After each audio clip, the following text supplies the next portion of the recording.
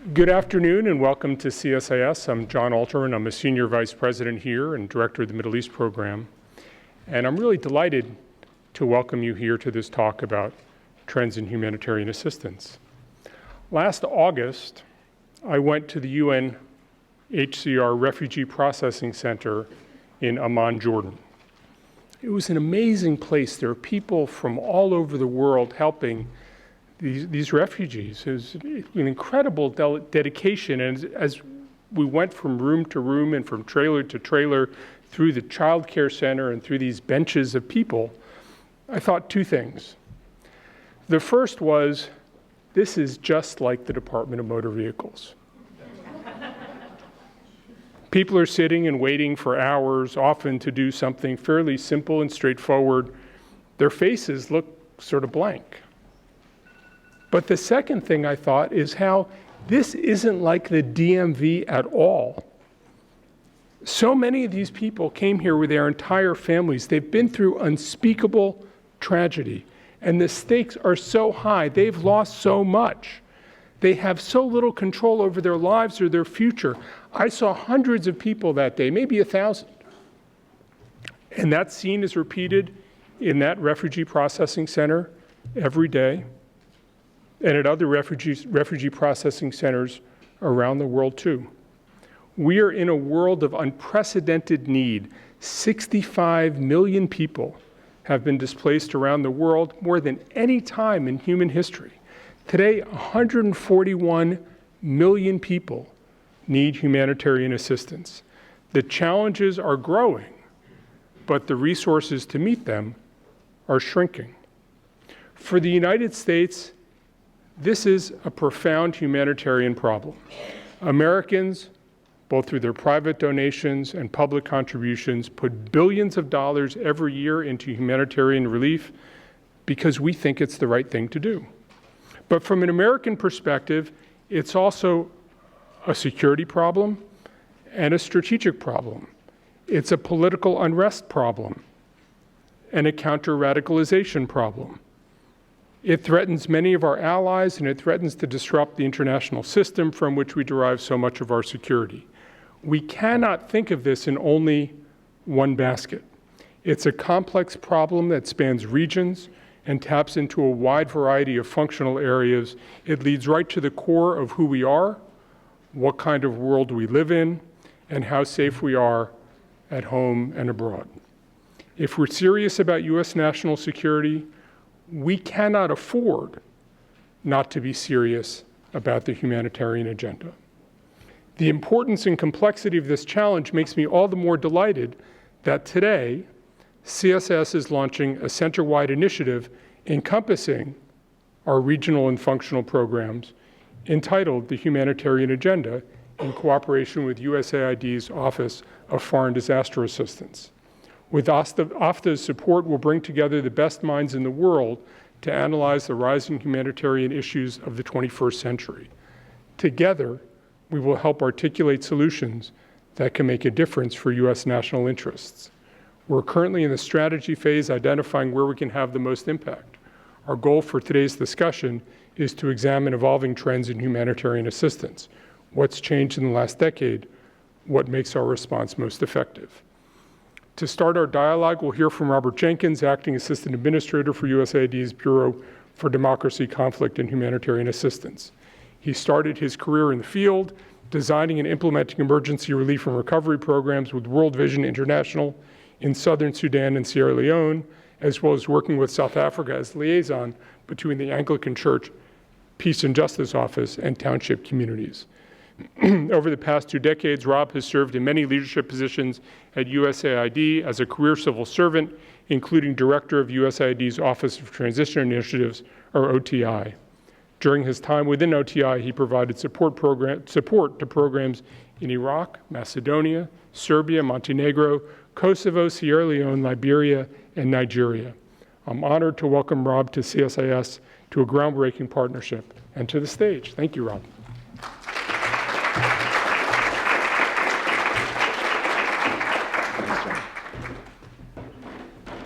Hello, everybody, and thank you, John. It's always wonderful to be a participant here at CSIS, and always an honor.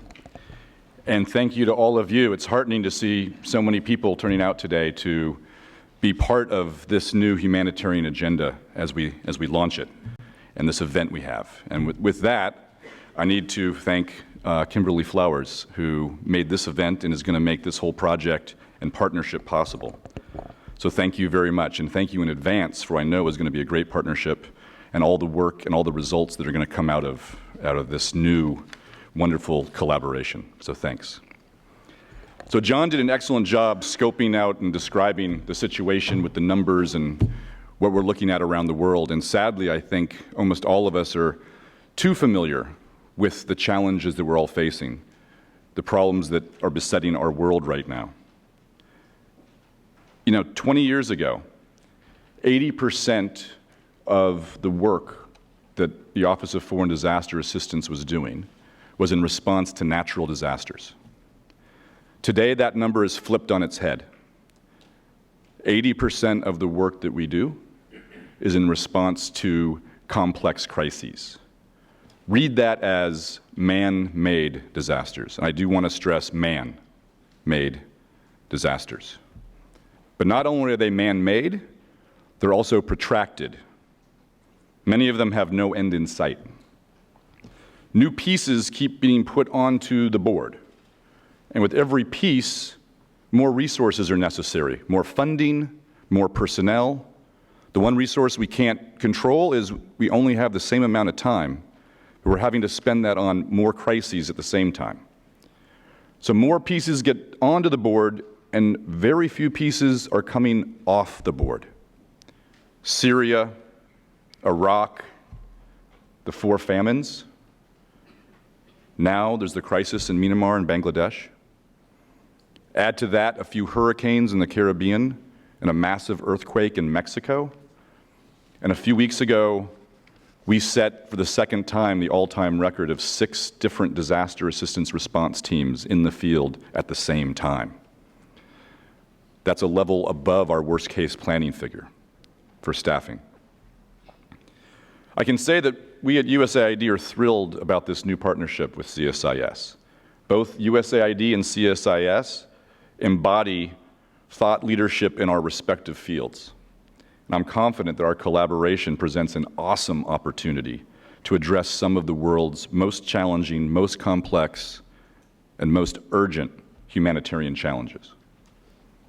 UN reform, implementing the grand bargain, increasingly limited humanitarian access in many, many different places, responding to the ever-growing IDP and refugee crises. Answers to these problems will only be achieved through partnership. And today marks the formal start and the formal launch of a new important partnership. As our administrator, Mark Green, has said, the United States will remain the world's leader in humanitarian assistance.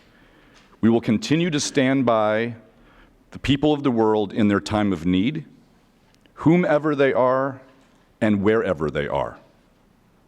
We will always project our American values into the world's darkest, most distant places. And in so doing, we will defend and support our national security.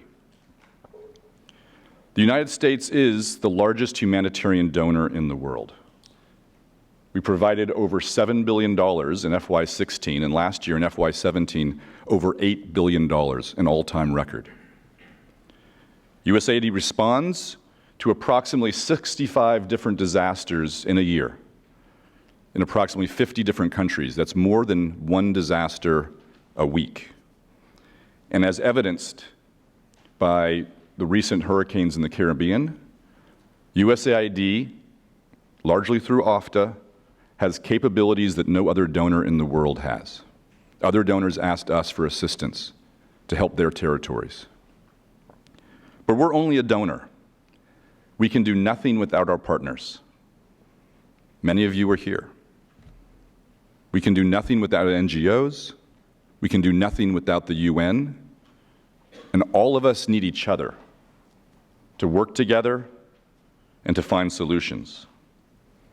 But for all of the reasons that I've spelled out, we all need to step it up to a new level. We owe it to the millions of people in need around the globe. We owe it to the 65 million people forced from their homes. We owe it to the families trying to find comfort somehow right now in the mud of Bangladesh. We owe it to the South Sudanese living in fragile compounds, afraid to leave. We owe it to the desperate people of Raqqa, who endured life somehow, if you can call it that, under ISIS, then managed some way to escape, and now they want to go home. But their homes and their lives are in rubble. We owe it to the children of Yemen, beset by hunger and cholera, victims of war, where there is little prospect for peace. There are families choked by dust. There are families, many without men, cowering from evil, from Boko Haram, from Al-Shabaab, from ISIS, and in some places, cowering from their own governments, who don't seem to care about them. But we care about them. This community cares about them. The threat, the horror, the suffering, it comes in many forms. All of them horrifying, some of them evil. It can be a typhoon, a hurricane, a mudslide, an earthquake. It can also be urgent, terrifying screams and orders given in the thick of night, punctuated by small arms fire. It can come as the burning of villages. It can come with artillery, airstrikes, barrel bombs, and destruction.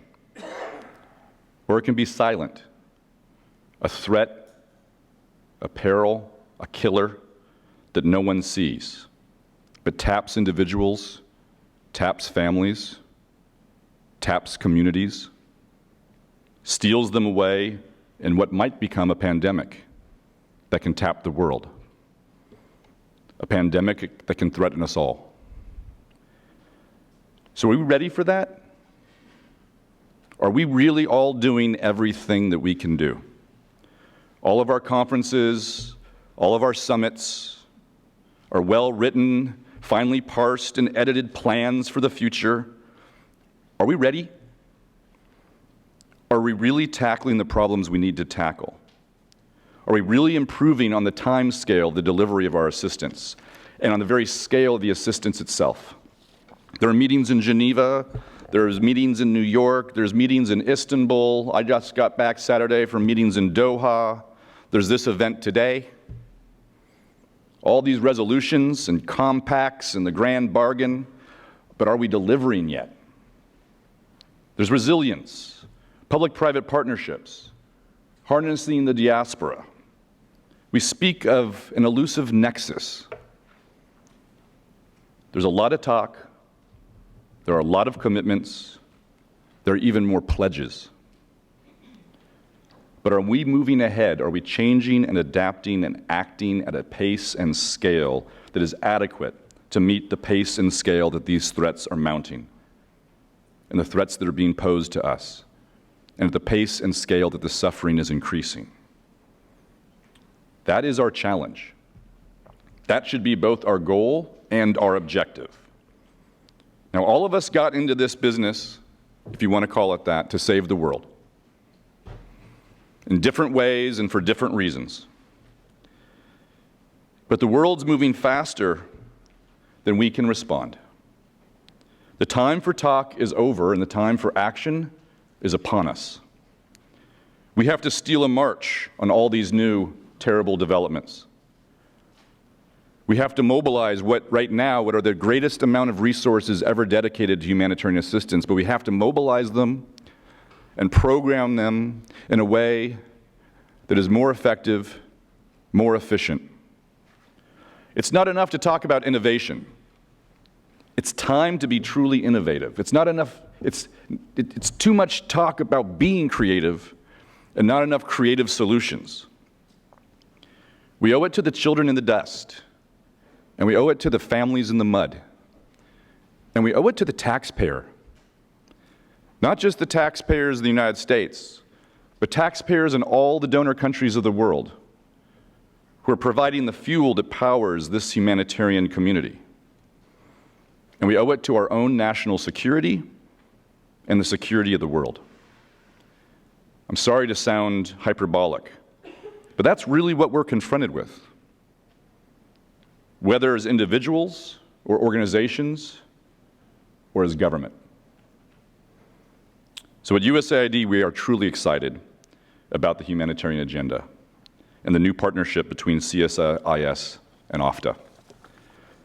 My hope and plea is we move ahead with speed and alacrity, turning thought leadership into actionable ideas and then taking immediate, decisive action. Again, we owe it to the world. We all got into this job to save the world. So let's get down to business. Thank you.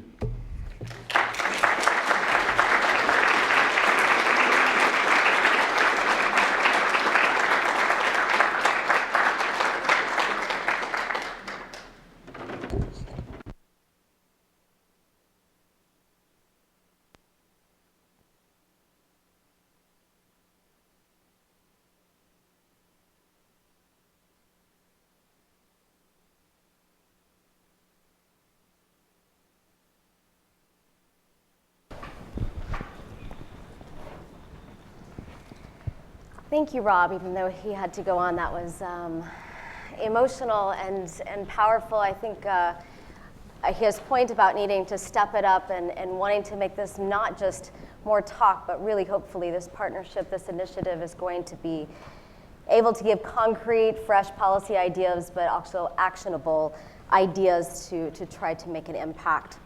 So for today's panel, as we look at sort of the global evolving trends in humanitarian assistance, we wanted to bring together some very different voices in this, and that is what we've done. Jeroen Obereit traveled all the way from Geneva to join us. He's the Secretary General of MSF, or also known as Doctors Without Borders. He's been working for decades for a medical humanitarian organization that delivers aid to the most vulnerable, often in conflict settings. His staff is on the ground every day providing emergency medical care while also remaining politically neutral. After Jerome, we will move on to the ambassador, of which, of course, my notes are gone now, but that's okay. Ambassador Dina Kawar of Jordan has been an ambassador for a few years here to the US, but before that, she was a permanent representative to the United Nations, where she was one of the first Arab women, or the first Arab woman, to lead the UN Security Council. She's been a great voice, particularly in issues of refugee crisis, and of course, in her home country, Jordan is feeling the impact of that more than most. And last, we have Sam Worthington, who's the CEO of Interaction. If you're unfamiliar, although I see a lot of people in the crowd who represent organizations who are part of Interaction, but Interaction is the largest US alliance of NGOs, so hundreds of its partners are the ones who are implementing humanitarian aid on the ground. Sam really understands the linkages between humanitarian assistance as well as development and peace building. He's also been a great voice in terms of working on UN reforms, including the grand bargain that Rob mentioned. So, Jerome, let's start with you. Thank you very much, Kimberly, and thank you very much for inviting MSF to this discussion. I will try and cover two main aspects on how our ability to respond has evolved over the years. One internal, more about MSF and maybe the aid sector, and one more external in terms of the environment in which we operate. So Doctors Without Borders, or MSF, is staunchly needs-focused as an organization, and we really look at what patients need today and do not accept that the needs of state building or economic concerns or health policy cause death for a better tomorrow. So we're really about what's going on today. To enable this, we've prioritized to develop an independent capacity, financial capacity, human capacity, logistics capacity. And today, our financial and therefore political independence is owed to the generosity of 6 million donors, that support our action, and this support actually covers 90% of our operations. Now, to maintain the quality of our action, we look to create proximity between the three people that actually enable the delivery. Well, first of all, those that actually are the people we seek to assist, the patients, the displaced, those that are affected by crisis. Then the second group of people are those that deliver the assistance, our staff, partners, fellow physicians that actually support our work. And then finally, there's the enablers of our action, which are the people that actually support us through financial means, know-how, or actually direct support, political support, or other. Now, when we look at the system more globally, it has tended to move towards a reality that goes towards the opposite direction. One, more of a common system that actually creates all sorts of dependency on external capacities for key areas such as logistics or security, for instance.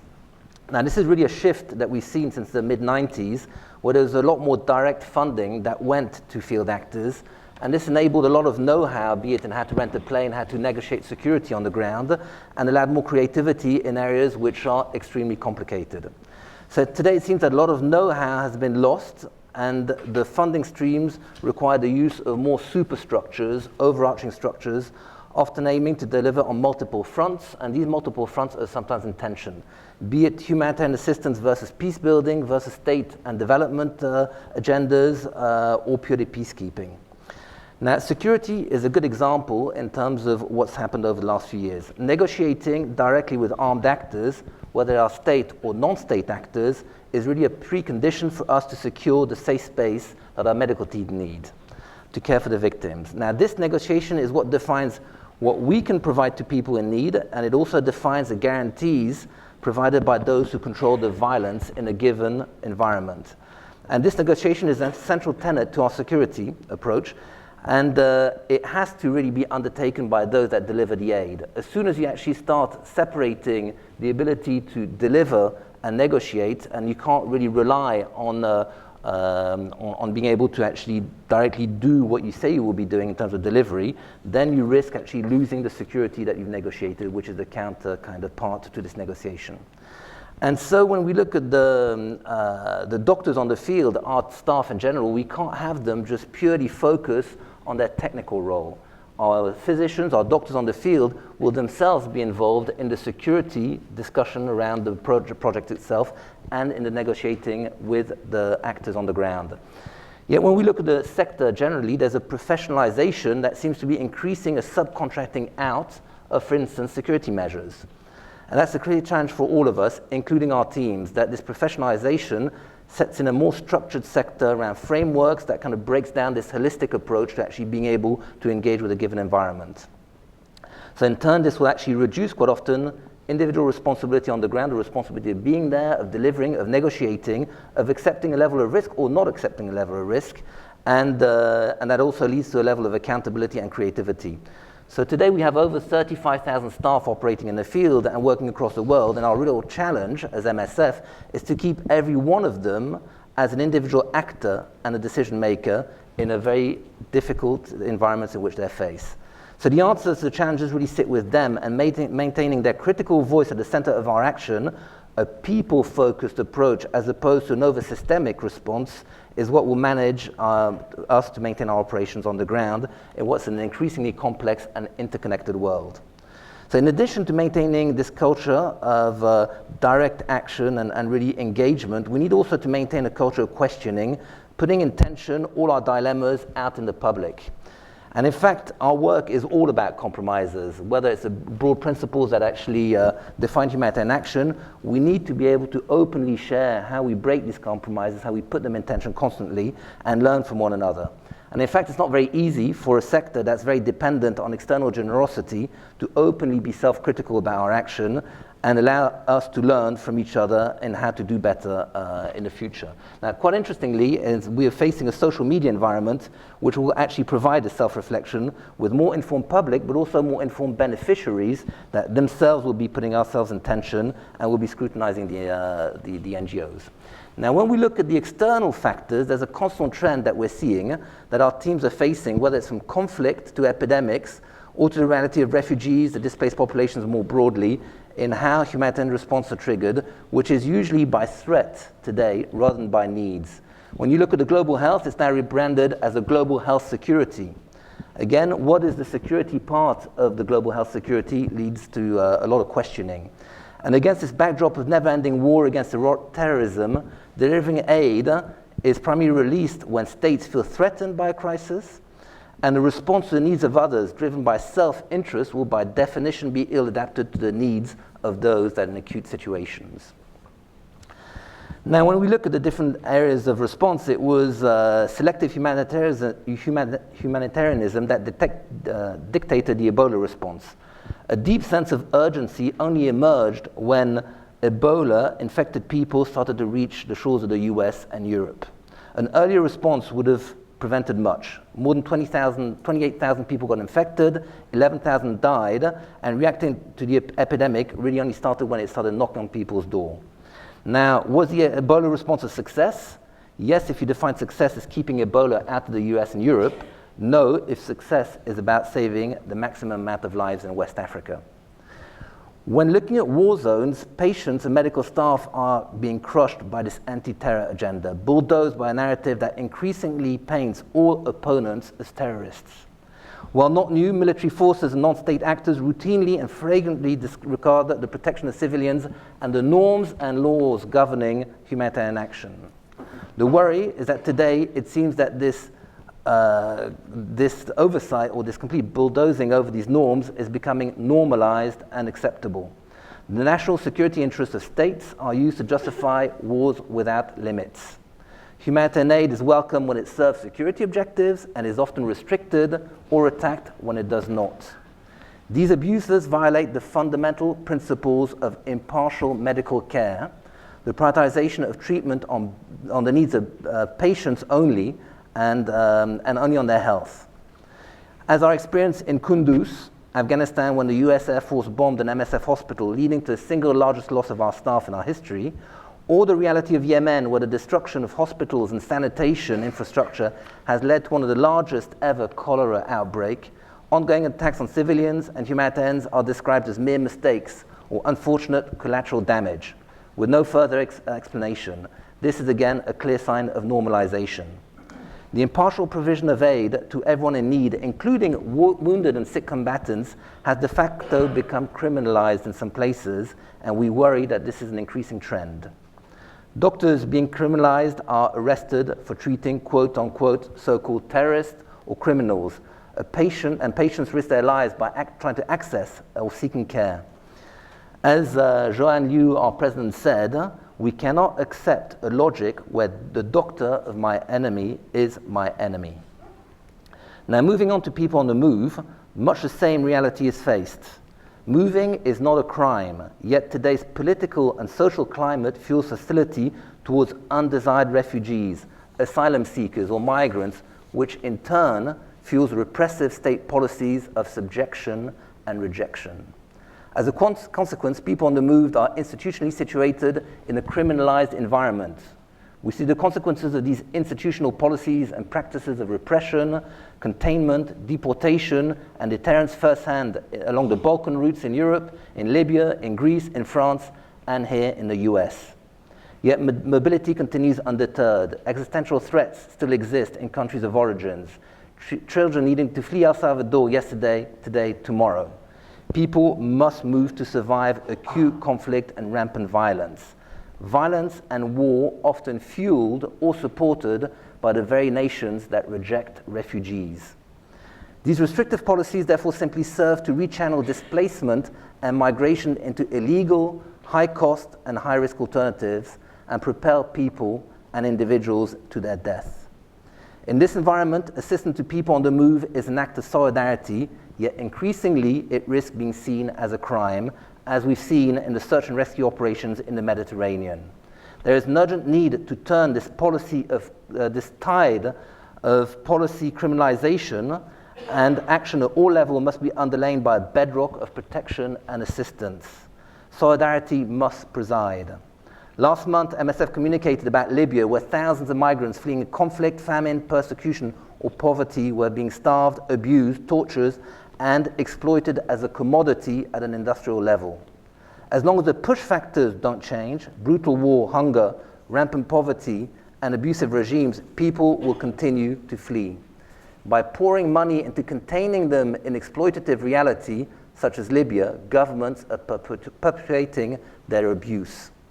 Since August 25th, hundreds of thousands of people have poured across the border of Myanmar, a wave of desperate humanity. While Europe and the US are bragging about their successful migrant deterrent policies, Bangladesh, Jordan, Lebanon, or Kenya have welcomed and provided for millions of refugees.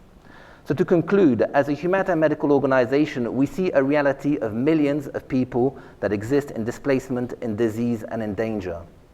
If the goal of humanitarian action, regardless of who delivers it, is to improve health and dignity, we must react based on needs first and foremost.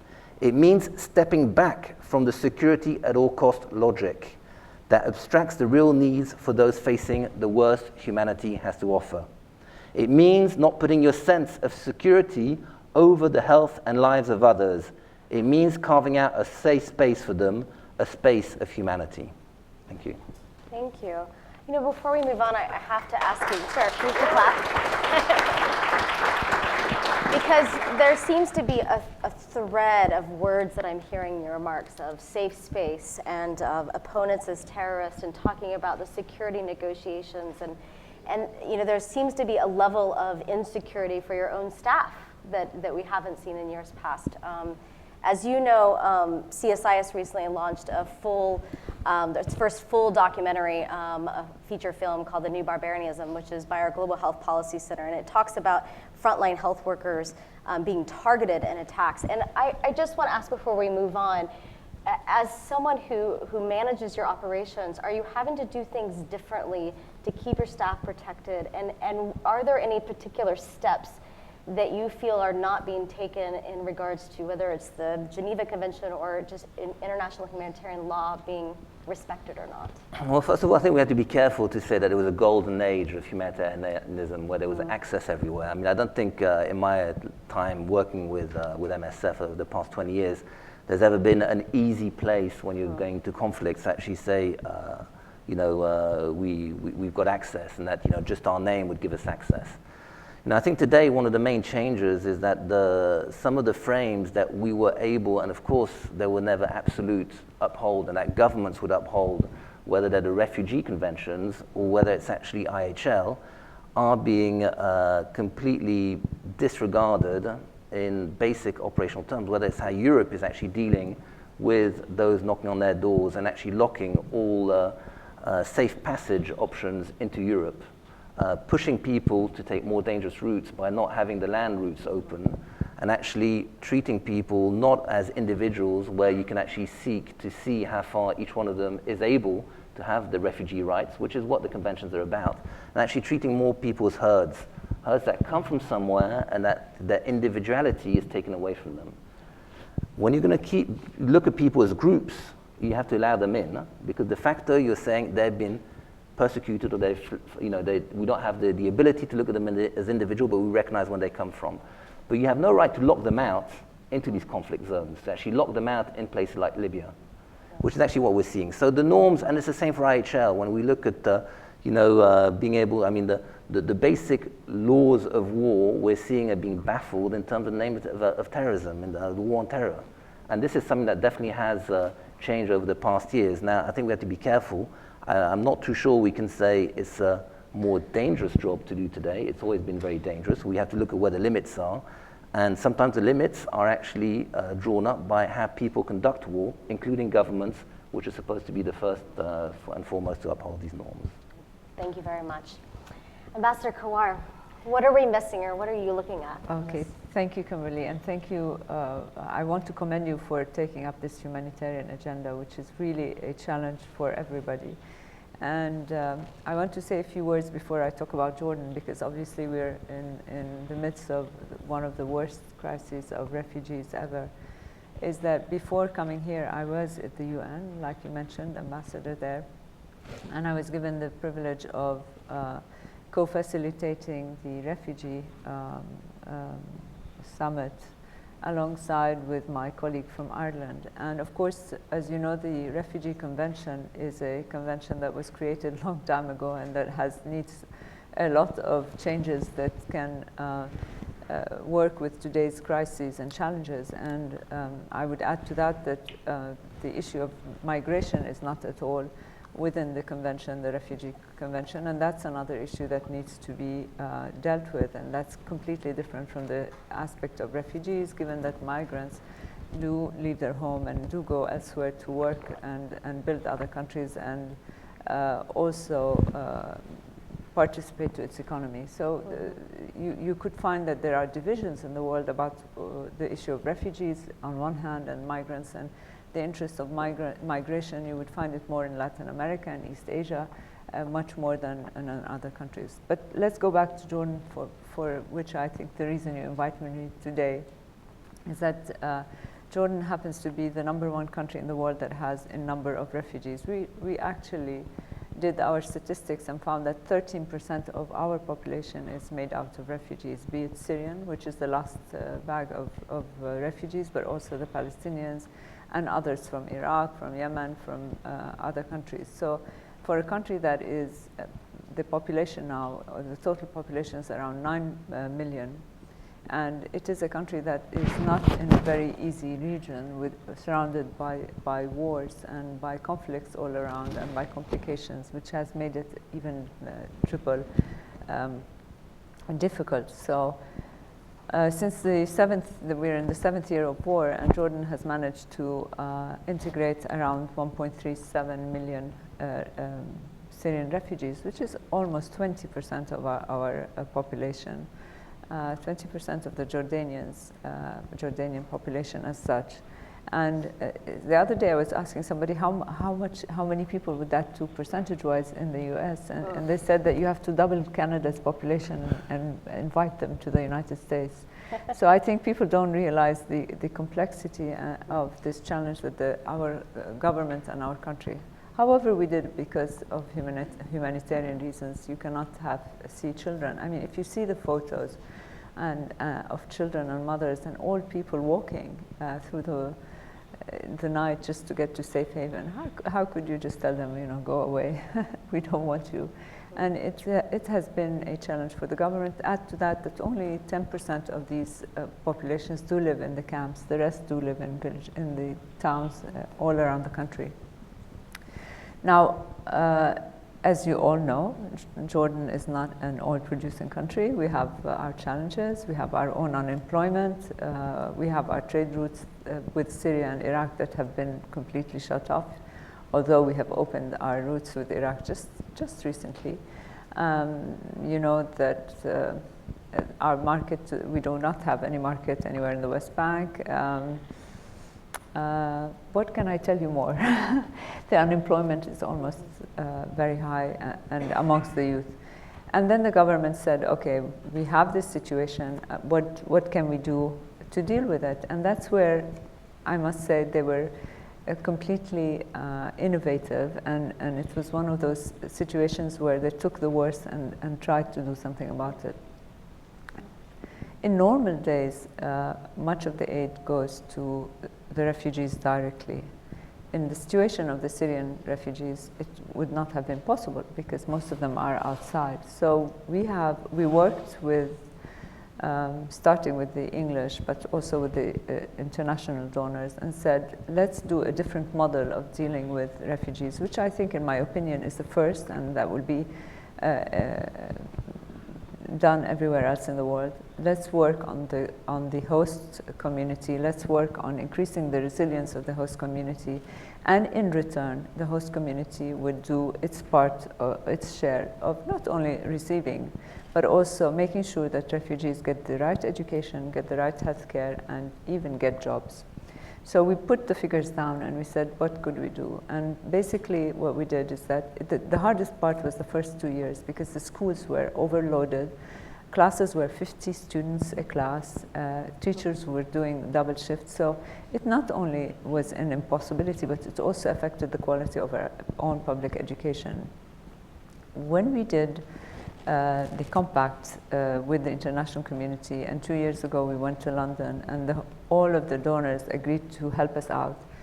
The money that was coming into Jordan, although not all of it did come, but that money that was coming was helping us in opening schools, improving the quality of schooling and of teachers, opening more classes, and eventually, right now we can say that 90% of all Syrian children have an education, either formal or non-formal. When I say formal, it means in the public schools or within the UN agencies. And at least they have that. Medical is of course offered to Syrians through our hospitals and our systems. But more importantly, we looked at also the figures and said why we have 18 development areas, what we call development areas, then how come we have allowed ourselves to have a percentage of foreign labor? We have foreign labor, that's the Syrians sitting at home, so let's get them to work. And up to now, we have delivered 70,000 work permits. I say that because you have to realize we have our own unemployment, but we managed to say, let's do it that way, and let's give certain of the jobs that do anyway go to foreigners, help them to go to the Syrians instead of giving them to our population. And this has helped a lot. Now, why are we doing that? Okay, we're humanitarian, but there's also other reasons as well. Syria is a country, a neighbor country, and it's very important that these kids go to school, because as the UN system says that any refugee has 17 years out of home. Can you imagine 17 years with children? That's how many generations. Do you think that it is wise in the Arab world to have children go out without education, without a future that's planned for them? So we looked at it from a even interest of the region, that these children have to go to school. The same for medical and the same for jobs, because we think that there has to be a sort of independency of these families. Now, we did negotiate with the Europeans to have the rules of origin sort of exception for Jordan, and already 2 of the 8 companies that started exporting to Europe, 2 of them are Syrian companies based out of Jordan. So it has been a successful and an interesting way of doing business. And I think that, in my opinion, this will be sort of a lesson or an example to lead other countries. And I must also underline here that it's not an easy job, because we're actually putting a quarter of our annual budget for refugee-related issues.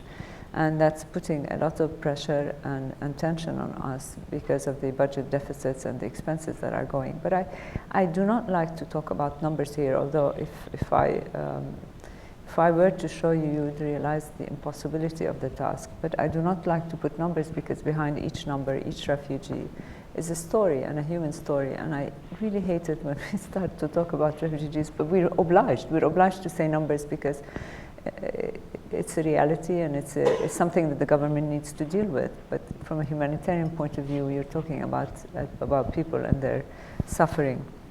So this has been a unique experience for our country. I must say that I keep saying to myself, hopefully that the political situation will come back into order, the political process will start, we'll see some reconstruction in Syria once the political horizon is cleared. And we're hoping that these refugees one day or another would go back home, but would maintain certain ties with us, because some of them by then would have been many, many years in Jordan.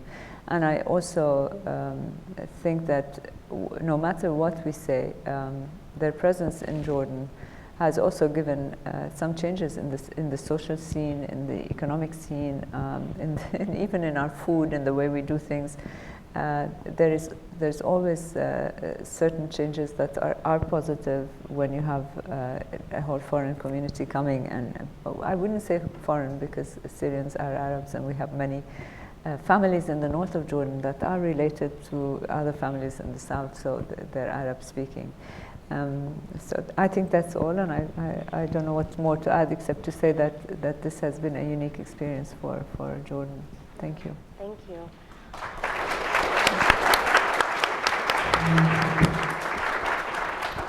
Earlier this year, I was in Djibouti, and I was at the Obak refugee camp meeting with Yemeni refugees there. And for other research looking at food security issues, but I was really struck at some of the cultural differences. And I think about 20% of your population now that are Syrian, whether they're only a small percentage in camps, so they're really being integrated into your communities. Do you get the sense that this will have what kind of impact on whether it's political or social? Is it going to change Jordan forever, what's happening now? Well, I mean, the thing with the Syrian population is that they're Arab, they speak the same language, the same religion. So in that sense, it's not that culture shock that maybe would happen between Syrians in Turkey or Syrians who've gone to Europe or elsewhere. So in that sense, it's easier for them as it is for us. And whatever cultural change there is, it's minimal. It's not. I mean, the only thing I can say, you learn the good things from the other, right? And in that sense, it's very important. But however, there has been some impacts on other issues, social issues, which are sad to see. For example, early marriages that we've been seeing among the Syrian population, because much of the time poverty leads to parents wanting to, and sometimes these marriages don't even last because they just, that's sad and early. So the role that many of the NGOs are playing and with the government, because we're very careful about these issues of early marriages and pregnancies and things, is that trying to help bring awareness. There are many workshops, many efforts to get jobs for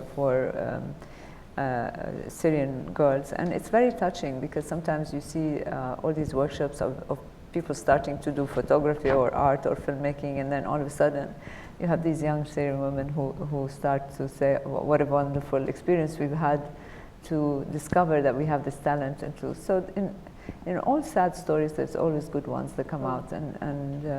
But it's a big challenge to them and to us. And definitely the social impact is the one that will be very difficult to handle. Thank you so much. Sam, what are you thinking about these days? Well, thank you for this opportunity and this great initiative. The world, as we've heard here, MSF Jordan has built an amazing humanitarian infrastructure. You have countries stepping up, hosting at times millions of displaced people. The NGO community has stepped in where nation states and the UN have had challenges. In many ways, we probably have the largest humanitarian infrastructure in place since the Second World War. And yet, the gap between the capacity of that infrastructure and the scale of the problem continues to grow. We are confronted with certain basic realities. Half of the world's most extreme people living in the most extreme situations of poverty are now living in complex, fragile environments where there's some form of conflict. We're seeing the largest displacement of individuals since the Second World War. We hear of things when they hit the West. We don't tend to focus on the Central African republics and on the DRCs and other places. We hear when refugees hit Western Europe and 1 million in, or I think we've declined them to 50,000 in this country, and then a million people would go across the border, or in the case of Myanmar Rohingya, some 700,000 people are now living largely in stateless conditions. So we have this enormous gap between the capacity of the international system and of governments themselves and the magnitude of the problem. Even though we've doubled the amount of resources going into the international, and the US government is in many ways a leader of those new resources.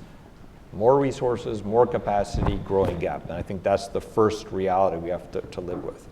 The second reality is the world has committed itself to the Sustainable Development Goals, and the Achilles heel of that vision is the fact that half of the world's extreme poor live in fragile and conflict-ridden states. We know in environments that are more stable how to reduce infant mortality rates, how to increase literacy, how to increase the longevity of a life of a family, and so forth. In fragile environments, we do not know how to increase the well-being of humanity nearly at the scale that is needed, and particularly since the level of conflict is increasing, and that each The challenge we've recognized is that ultimately it's the intersection between the humanitarian community, the development community, and the peace-building community. But each community approaches this with very different mindsets. Humanitarian community is saving lives. It is about the well-being and the life of people, and in a neutral, impartial way of doing so. The development community ultimately is focused on the sustainability of the well-being of a people, which means you focus in on markets and the state and the role the state could play. Peace building, you're looking at the degree of security in an environment and the ability to ensure some form of lasting peace. These communities are somewhat at odds with each other, but until all three come together, and where it's the most difficult to bring them together is in these fragile environments. And that's the shift. We talk about the humanitarian community as something international, but the reality is the vast majority of any humanitarian intervention is local. There's always local people who respond, and they respond at a level of engagement that then either is too much for a particular government, a particular population, and the international community comes in. So we are trying to fill a gap that is already being trying to address on a local level. So we have to recognize that the response is ultimately local. And then there's a gap on top of that happening. And we've built a system which makes sense and has logics to it and so forth, and it has become much better than in the past, but it was built on the backs of natural disasters. It was built to respond to typhoons, hurricanes, earthquakes, and so forth. It was not built for sustained long-term complex crises or long-term displacements of people. And so the overall humanitarian system is having to repurpose itself and readjust itself to a much more complex environment. I'm simplifying because there were complex emergencies going way back. But the percentage of them and the magnitude of them compared to natural disasters, as was referenced with OFTA funding, is a significant change.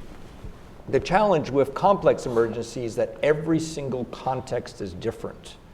If you're responding in Somalia right now, there's tremendous amounts of local capacity. Yes, there are some horrible bombs that have gone off recently, but there's significant market capacity and local capacity to respond. If you're responding in the Central African Republic, you don't have that local capacity and you don't have the degree of markets. In Yemen, you're negotiating with major actors in terms of access through the port, and in other places, such in Jordan, you're engaging and partnering with a government that's working with you to try to solve a problem. So you do not have, in essence, norms that you could follow because each one is state-specific and centric to there. And this is where the NGOs, in essence, play in to try to fill a further gap. The barriers in front of the humanitarian response, not just in terms of resources and capacity, are increasing. And I think perhaps the one that is the most disturbing is that the lessons that we learned in the 20th century of how not to fight wars, of how not to target civilians, of how not to ensure that, in essence, a total war upon a population. We learned lessons that said that there needs to be a degree of access, that there needs to be impartial, humane action on the battlefield and in conflict zones.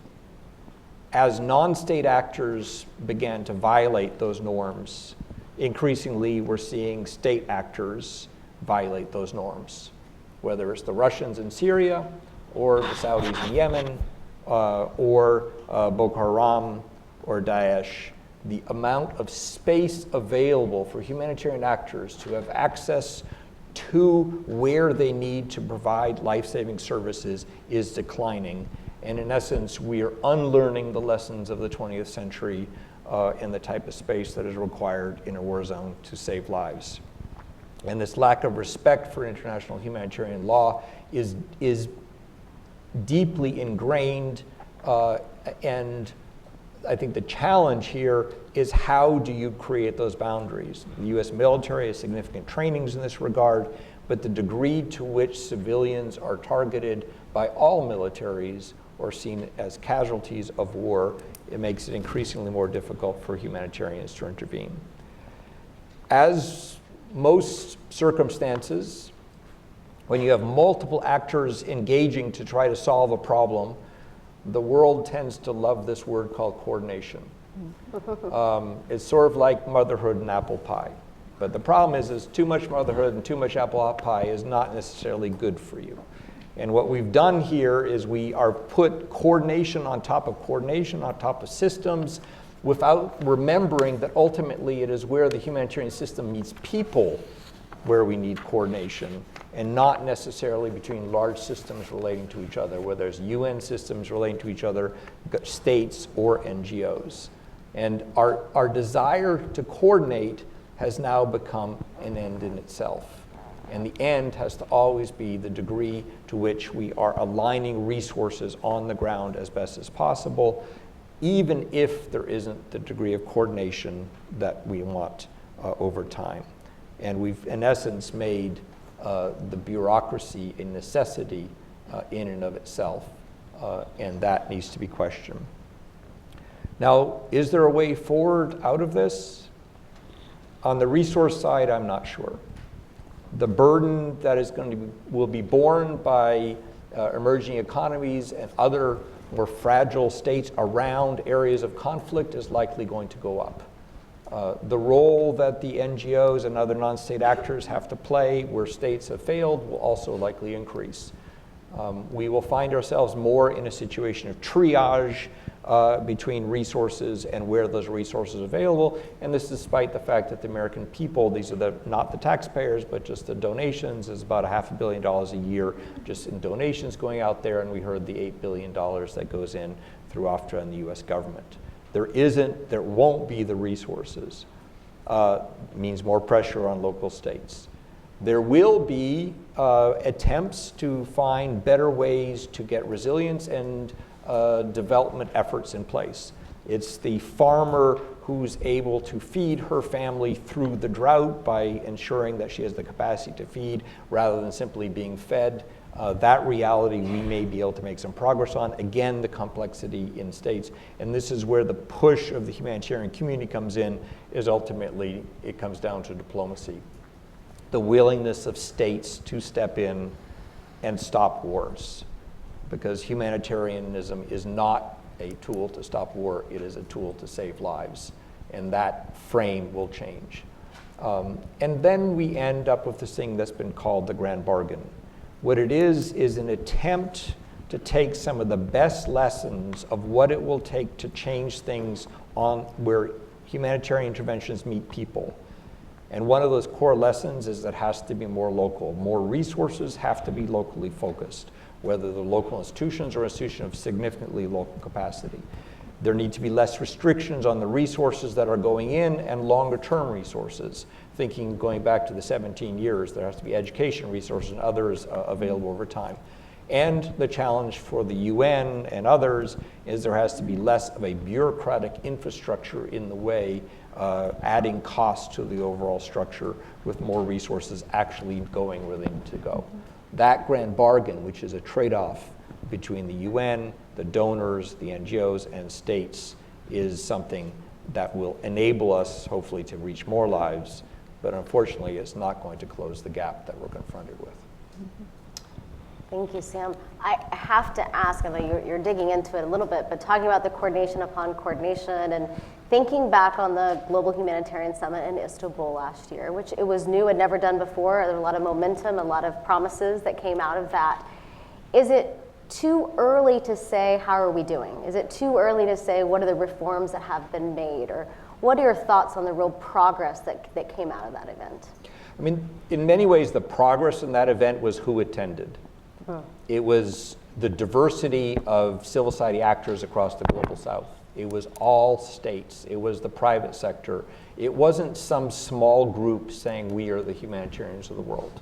It was the recognition that the concept of being a humanitarian is universal and requires multiple actors to do that. So that in and of itself was a breakthrough. I think the challenge is there are small interventions that are called humanitarian, but when you talk about interventions that will impact 1 million people, you're talking things at scale with massive systems being put in place. Those systems are slow to evolve. And I think one of our challenges coming out that we tried to do everything in that first year out there. The current effort led by Kristina Georgieva, there's ourselves, the International Community Red Cross, and a number of governments are in an effort to focus in on, if you had to make 2 or 3 changes, where could you make them? And the challenge is it really does require compromises and some form of bargaining going on between donors, nation states, the UN, and the NGOs. And that means that we have to change the way we do business in some ways. And that works against the interests of bureaucracies and other such things in place. Ambassador, I know you have to depart in a few minutes, so I'm going to ask a few more questions or any other final thoughts that you have. One is thinking through, since you've created this model of resilience, of how you can step up and integrate these refugees the best that you can without hampering your economic prosperity, are you sharing those lessons with other countries?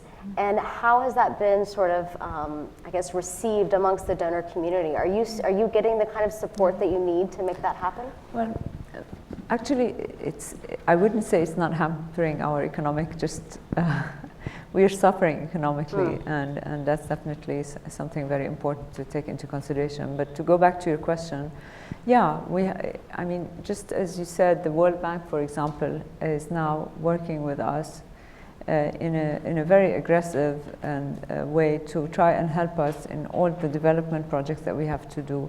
The World Bank realizes that whatever penny they put in helping out Jordan is money that they will get in a different way. So definitely they have been on board. The United States has been very supportive, and we're very thankful for their support. Other countries like in Europe and Japan.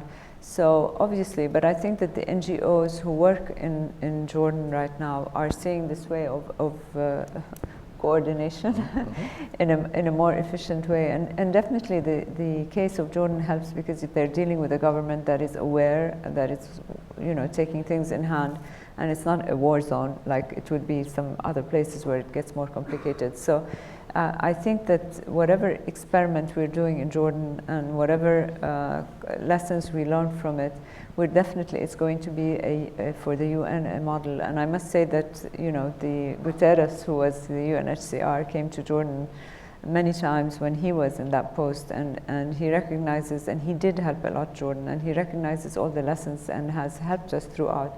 So I think that the experts in the humanitarian field know and realize the importance also of the private sector coming in and helping create jobs and doing projects that need to be done in order to employ and make the economic wheel go and turn for the better. So I think that there's a totally new way of dealing with refugees that we will be seeing more and more.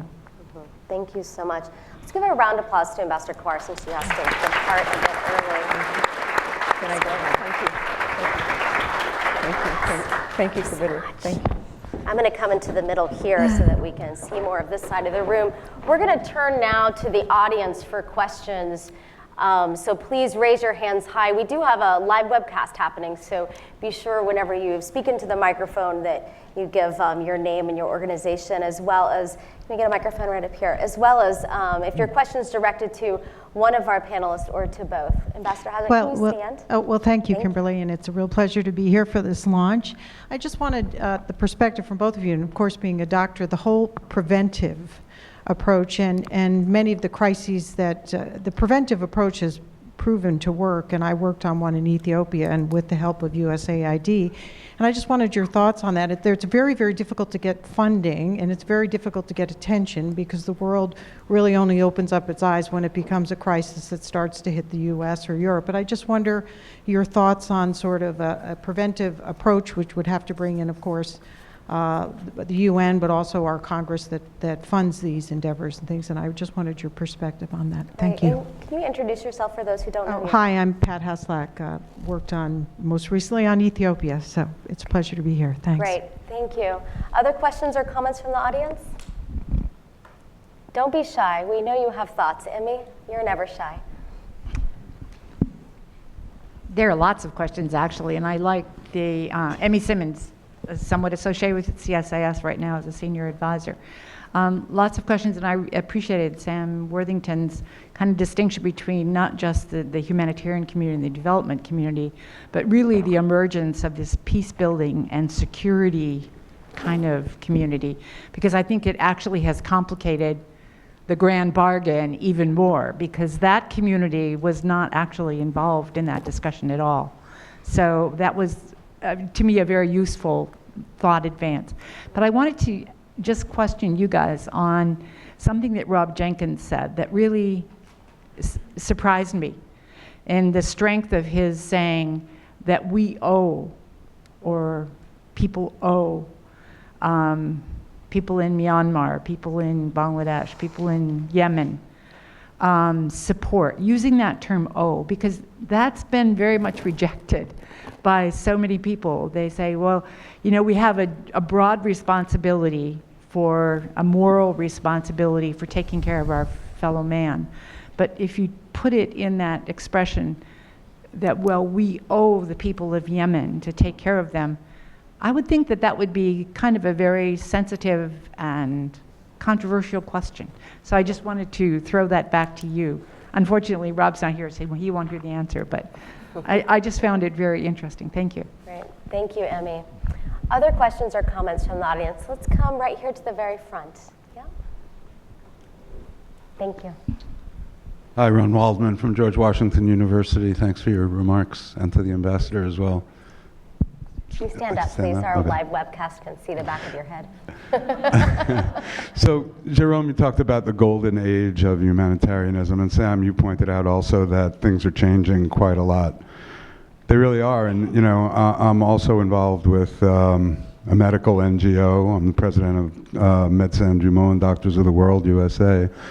And so I want to maybe direct my comments more to Jerome and ask a question, because it's an interesting situation that you alluded to without mentioning specifically, but a UN agency, the World Health Organization, has hired medical doctors to be embedded with security forces in Iraq and Mosul specifically, which is really not consistent with the kinds of humanitarian principles that were advanced during the golden age, so to speak.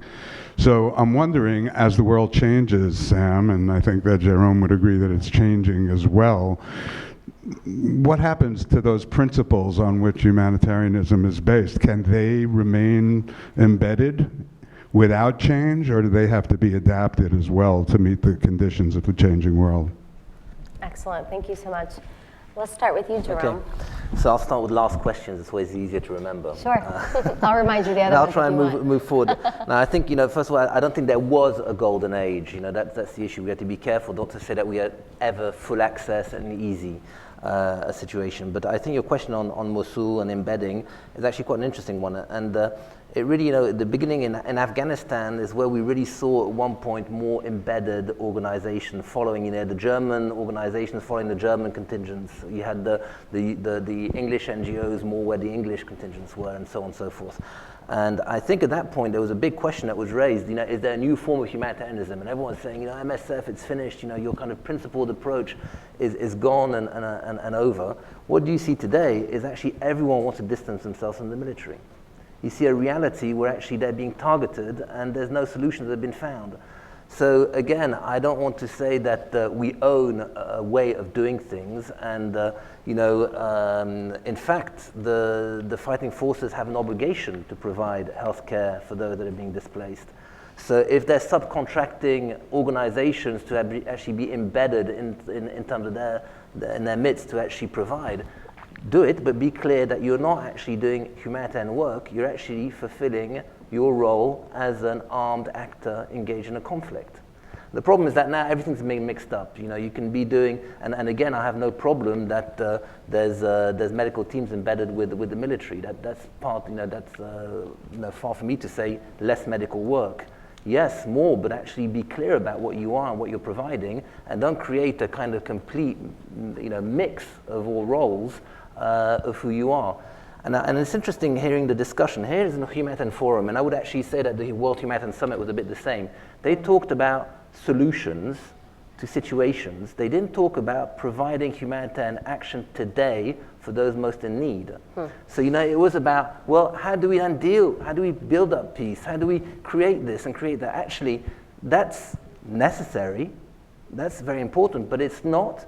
That's not going to be the enabler to actually provide for the person who is in a dire situation today. That's going to be a solution which is not our pay grade as MSF, and we're very clear about this. Our pay grade is actually to provide for the here and now. The pay grade of the solutions are much more political realities which we're not involved in. And so, if I have a criticism in terms of a lot of, we need prevention, we need peace building, but that's not humanitarian work per se.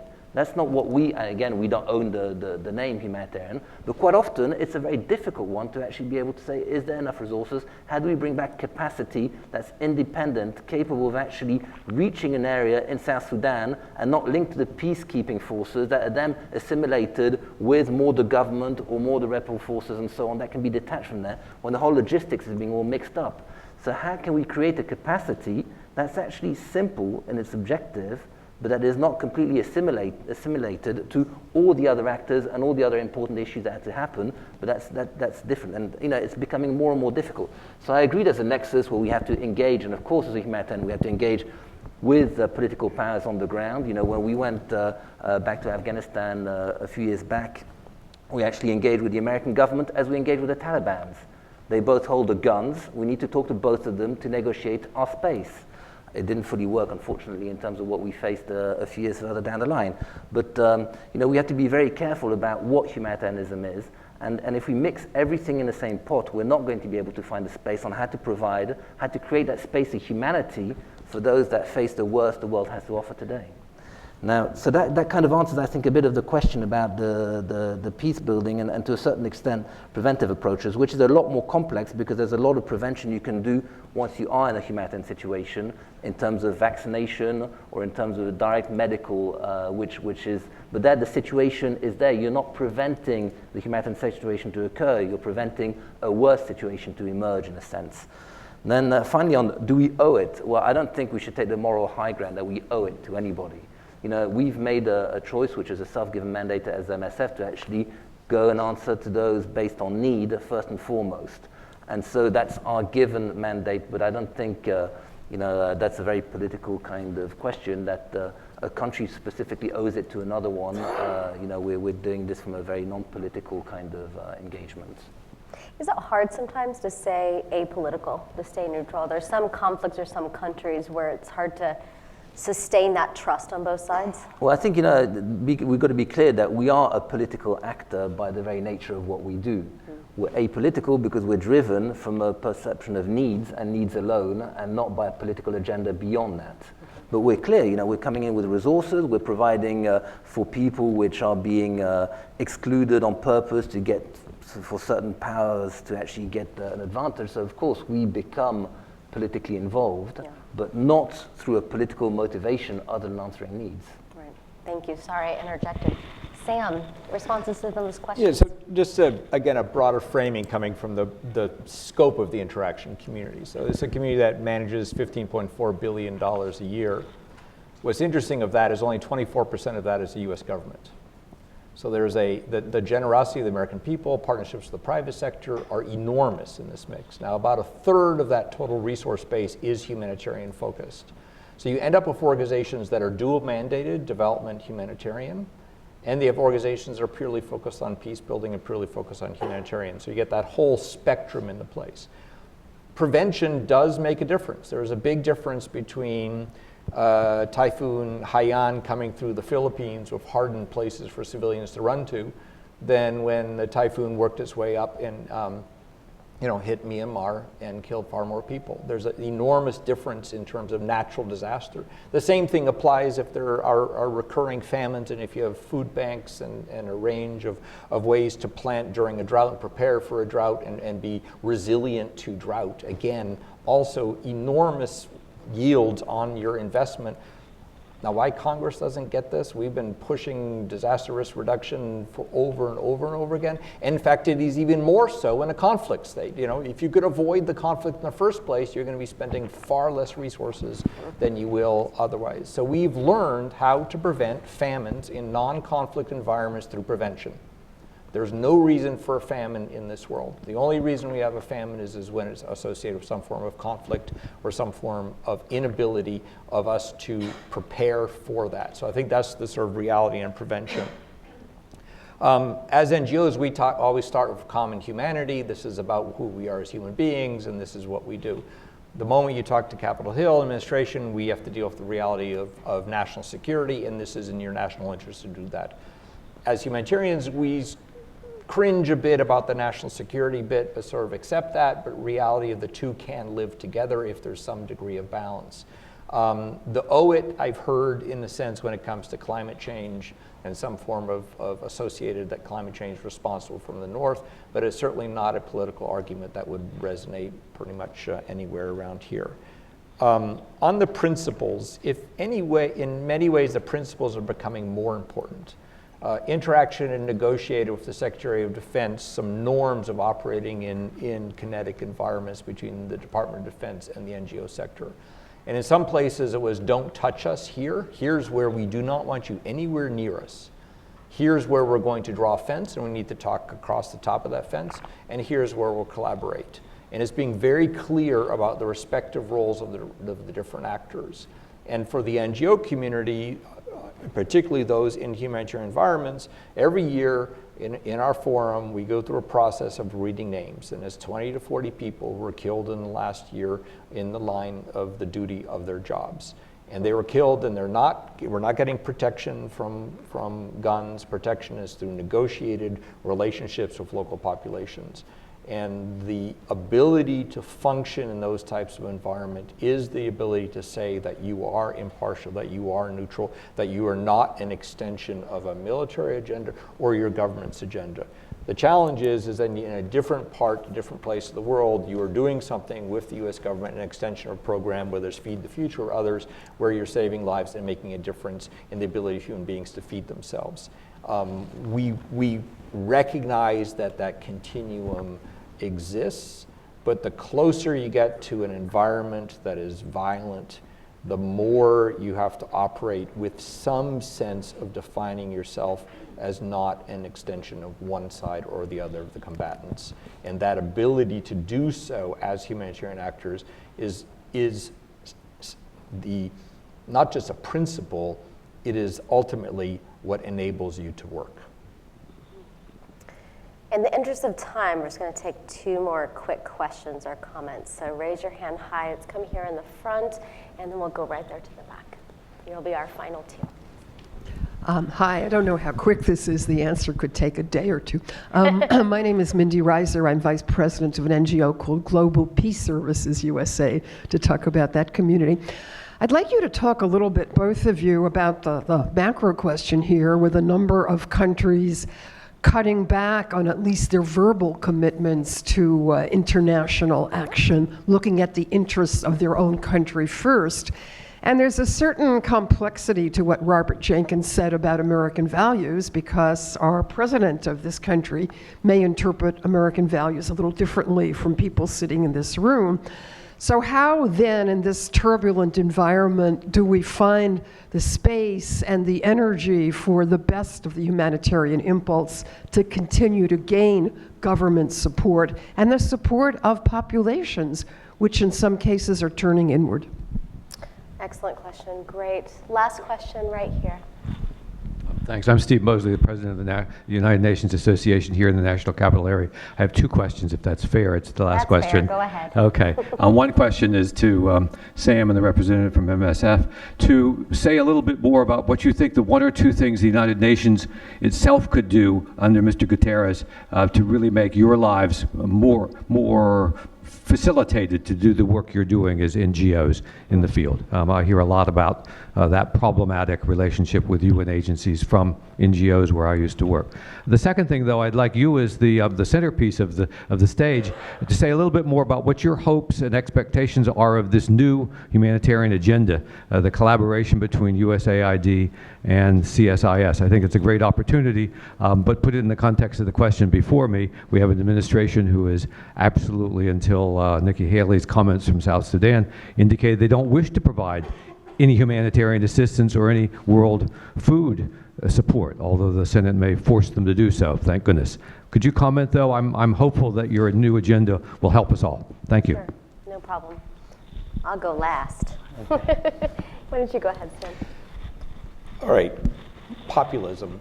There's a clear relationship between the fact that you've got 65 million people moving around the world from poorer places or displaced places, hitting more affluent countries at a time when this is perceived as a security threat.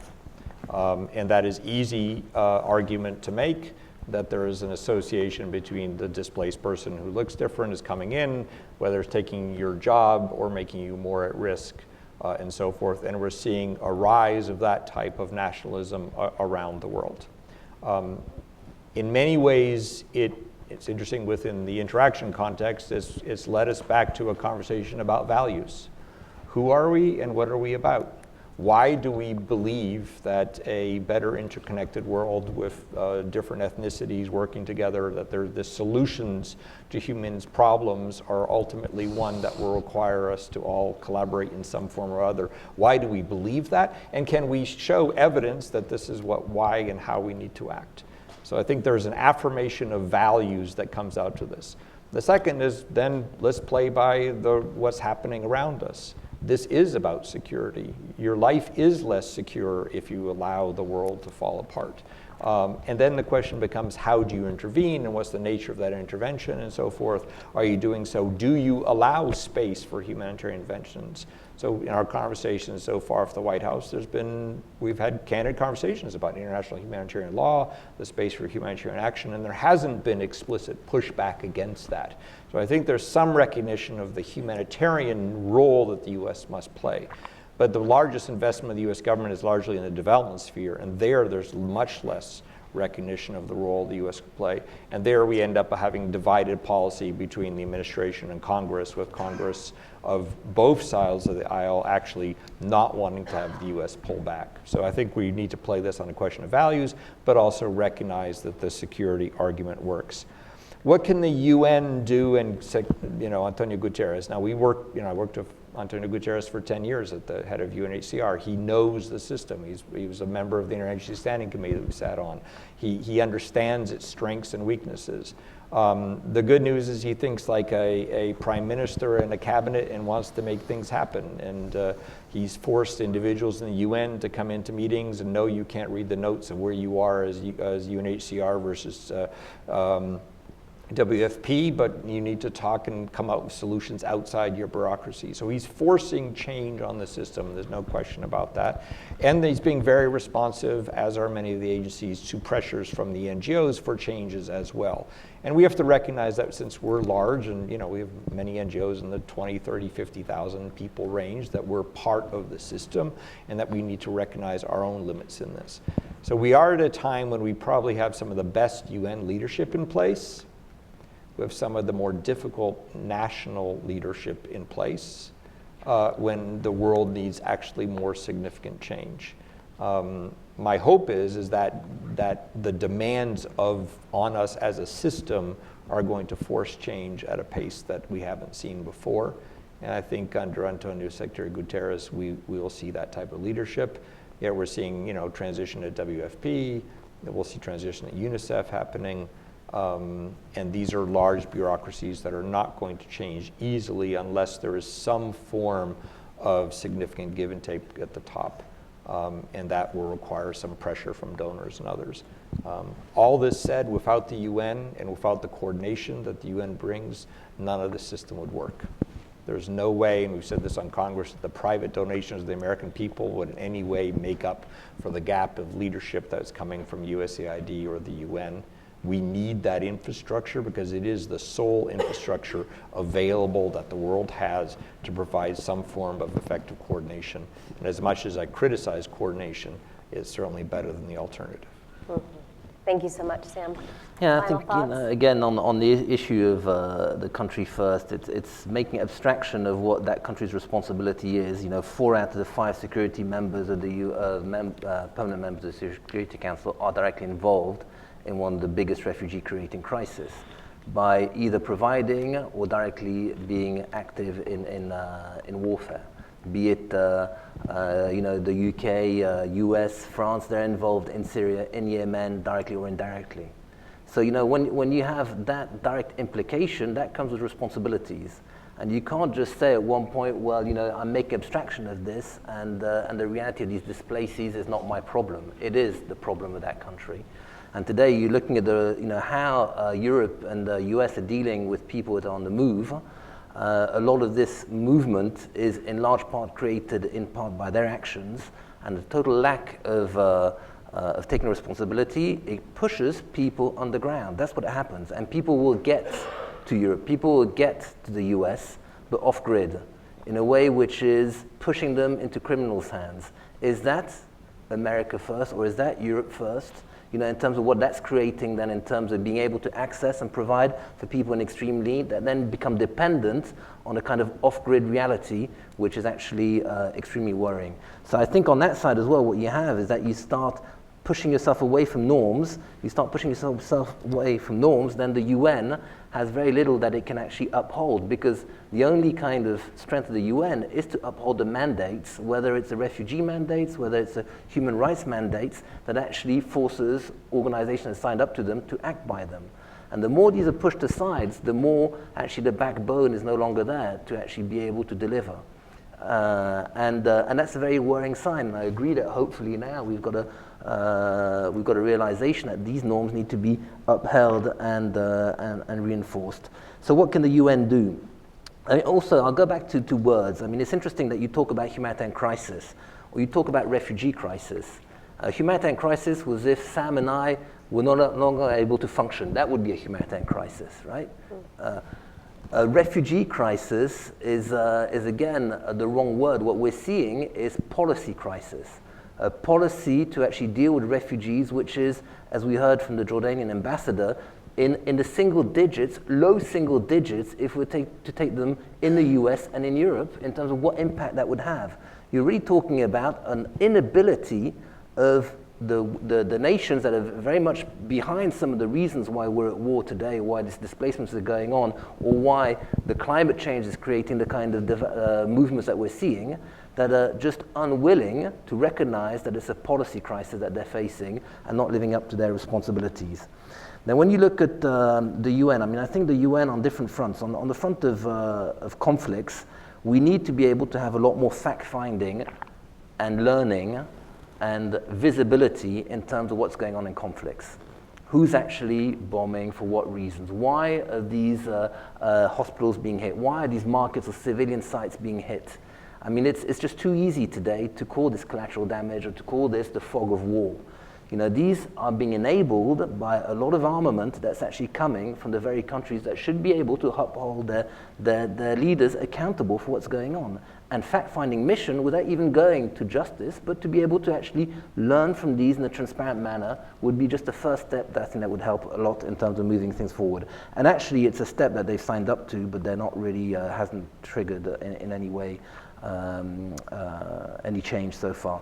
Then the next issue is actually to go back to, with the multiple conflicts that we have around the world, to be able to ensure that we've got a space for humanitarian action that's not completely being swallowed up or is the third or fourth priority of the UN in terms of, yes, we need to be able to build peace. Yes, we need to be able to protect. But at the same time, we need to be able to save lives today, to let people live in dignity. The 65 million people on the move today need to be able to live in dignity and with the minimum amount of assistance and protection. And that's got to be as much of a priority as actually preventing the next war or this war from being resolved, because these people are in a reality which is just unacceptable. So that space for humanitarian action is going to be important. And then going to a system, and this is less of let's say, of our reality in MSF, but what's enabled us to act is because we've had the ability to negotiate ourselves, to have, and this is what I was saying earlier, to be able to do our own logistics, to know how to hire a plane and so on. And so to have a system that re-gives responsibility to the field actors and takes away the huge amount of layers and dependencies that's been created in this system today. Thank you, Jerome. I'll be brief on my response to you. For the humanitarian agenda, the new center-wide initiative that we're launching today, I mean, my hope ultimately is that we strengthen humanitarian assistance, particularly U.S. leadership on that. So there's a couple of ways that we hope to do that. One, we hope to energize and elevate the importance of humanitarian assistance as a foreign policy priority. And that means working with the international humanitarian community. It means working with the U.S. government and trying to think through some better policy solutions. Our conversations, our pieces will help inform and shape U.S. strategies and plans. We're still in the strategy stage right now, but we're going to be looking at, which issues can we tackle, whether it's very specific geographic or program matter, or what big issues can we tackle? How can we be most useful? I don't want to be duplicative. I don't want to do events. I really want to do something, and so does USAID, that can be meaningful, but that can bring our thought leadership, our network, the work that we're already doing in this area. There's a lot of CSIS programs that have been touching humanitarian issues and working on this for quite some time, but I want to find a way to sort of leverage that and take it to another level. And so that's my greatest hope. Thank you all for coming today. Let's give a round of applause for our two that are left.